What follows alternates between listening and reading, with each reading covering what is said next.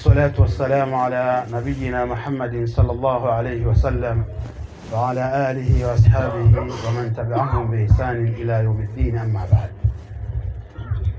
Ndugu zangu, baada ya kumshukuru Allah tabaraka wa taala na kumtakia rehema na amani kiongozi wetu Mtume sallallahu alaihi wasallam, tumeshuhudia tukio ambalo halikuwa na muda mwingi, bali ni tukio ambalo limechukua muda mchache, lakini tumetengeneza maisha ya watu, tumeshatengeneza mafungamano, tumetengeneza undugu, tumetengeneza jeshi ambalo litakuwa linashirikiana.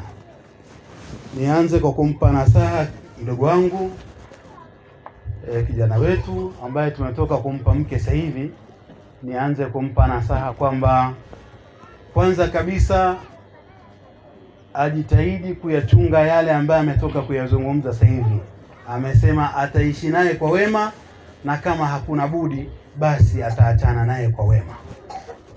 Hili huwa linatokea mara chache sana katika jamii.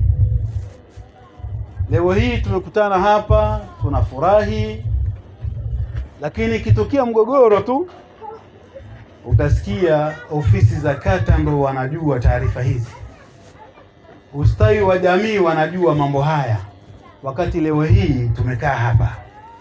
Sasa vitu kama hivi lazima tuwe makini navyo, na hili naomba lifahamike kwa pande zote, upande wa watoto, wa upande wa mtoto wa kike na upande wa mtoto wa kiume.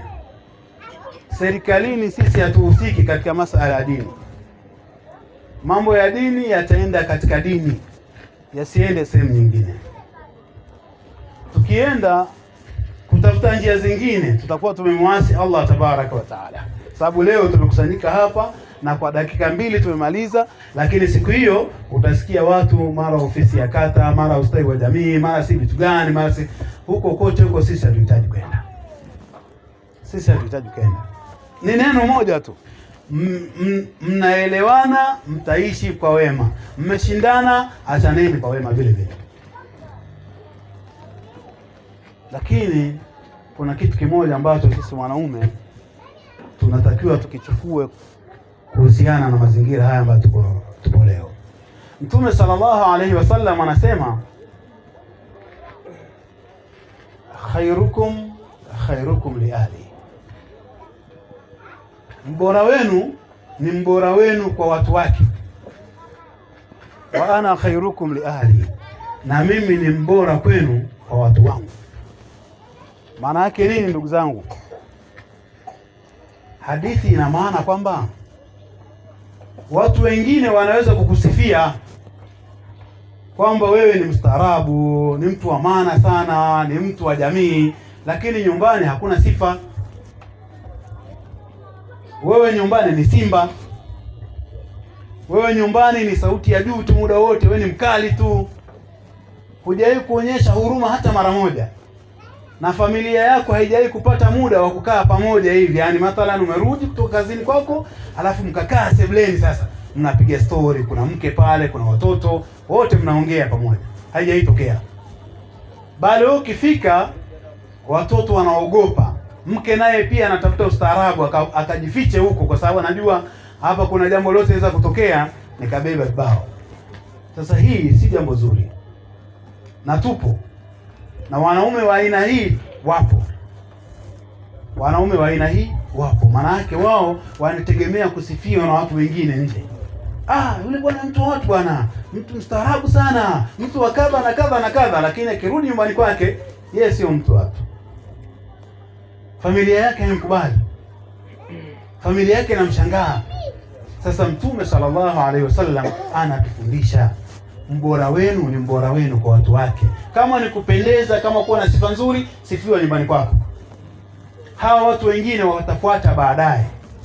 Sifa za watu nje wa mbali hazikuhusu hata mara moja, wala hazikusaidii chochote. Lakini jali kama utasifiwa na mkeo, jali kama utasifiwa na watoto wako kwamba huyu ni kweli, huyu ni baba, huyu ni mume. Ukisifiwa hivi, basi wewe utakuwa ni katika watu ambao wana mafanikio. Akhiran, mwisho, ndugu wangu, singine unaweza ukajiuliza Lakini muangalie sana huyu baba mkwe wako, maana mpaka sasa hivi wewe ni mtoto wa huyu mzee. Wewe ni mtoto wa huyu mzee. Kila aina ya kero kimbilia hapa. Kama kuna jambo lolote zuri kimbilia hapa. Mimi nimepewa masuhulia haya si kwa sababu tu mimi ndio nimetaka, bali ni wao wanaona jinsi ambavyo mimi nataamali navyo nataamali nao. Hii ni sehemu ambayo mimi nimetangulia kuoa. Kwa hiyo hii nafasi ambayo niko nayo mimi na yeye, inawezekana siku zijazo ukapata nafasi kama hii, ukawa unapoongoza, ukasimamia baadhi ya mambo. Lakini chunga sana huyu. Chunga sana huyu. Hatutegemei kwamba yule binti atoke kule aje kulalamika hapa. Hatutarajii hilo. Bali huyu tunatarajia kwamba kama kutakuwa kuna tatizo, wewe utakuja hapa. Mzee, kuna jambo silielewi. Mtaongea vizuri sana na wewe mzee ni muelewa. Mtaongea vizuri sana mstaarabu. Mtaongea vizuri sana. Kwa mzee pale, mzee Ngimba, tunakukabidhi yule binti. Yule binti ni wako. Yuko mikononi mwako. Kwako ndo atakuwa anadeka kuliko kwa baba yake mzazi. Na tunaomba hili liwe wazi kabisa kwamba yule ndo binti yako kuanzia sasa. Umefika pale, binti yangu nimekuja kunywa chai. Uko huru kabisa. Ni mke wa kijana wako. Na yeye akiwa na tatizo hawezi kusita, atakuja kwako moja kwa moja. Baba, kuna hili. Na tunataka iwe hivyo. Kukiwa kuna tatizo aanze kuja kwako, asije huku, aanze kwako. Na hili wewe utapata fursa ya kukaa naye binti yako, mwambie wewe ni binti yangu. Kama kuna mabinti pale wapo, basi yeye atakuwa namba moja katika mabinti zako. Omba hili ileweke mzee Ngimba. Mimi naizungumza ni kijana wako.